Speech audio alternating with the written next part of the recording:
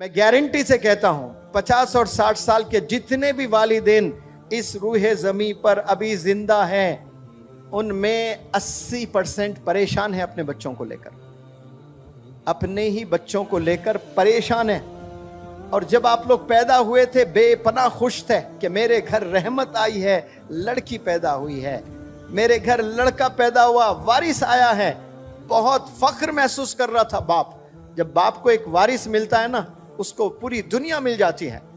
और एक बेटी पैदा होती है तो बाप बेपनाह खुश हो जाता है, ये तो रहमत आई है अल्लाह की।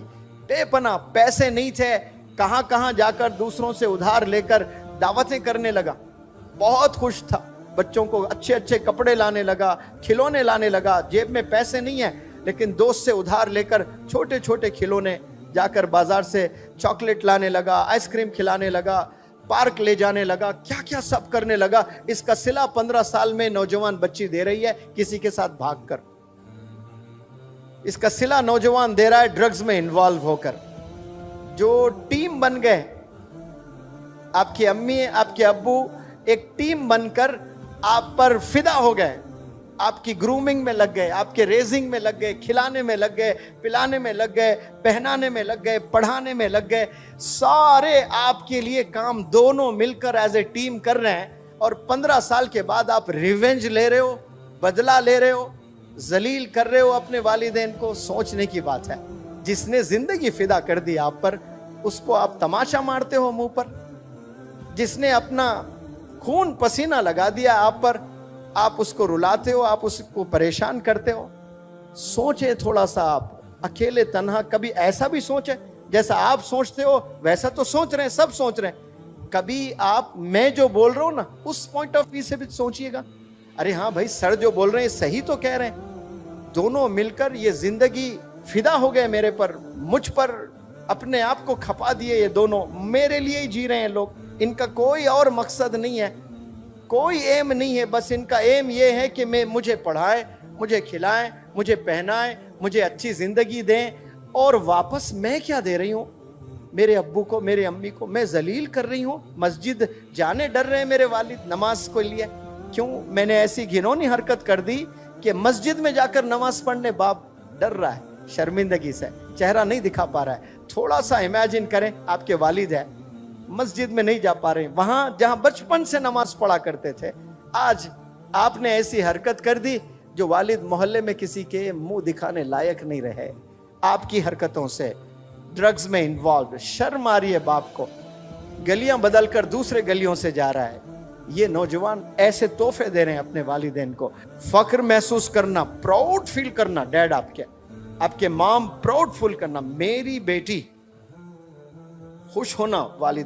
वालिदैन प्यारे बच्चों मर जाते हैं, कसम खुदा की उनकी दुआएं जिंदा रहती है। जो दुआएं आप लोग को किए थे ना वो माजी में, कभी रातों में किए, कभी जुमे में किए, कभी रोजे की हालत में किए, कभी इफ्तार करते हुए आंख से आंसू बहाए आप लोग के मुस्तकबिल के लिए। वालिद तो इंतकाल हो गया, वालिद की दुआ जिंदा रहती है। माँ इंतकाल हो गया, माँ की दुआएं जिंदा रहती है।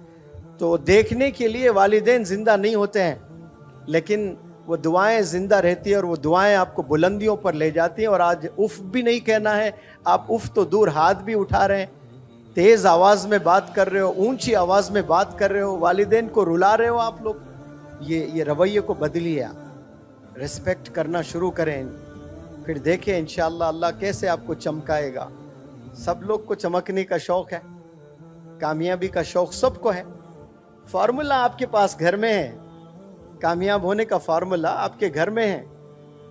दीन में भी दुनिया में भी। जन्नत में जाना चाहते हो तो बाप दरवाजा है, बाप को रुला कर दरवाजा लॉक पड़ा हुआ है, नहीं जा पाओगे आप।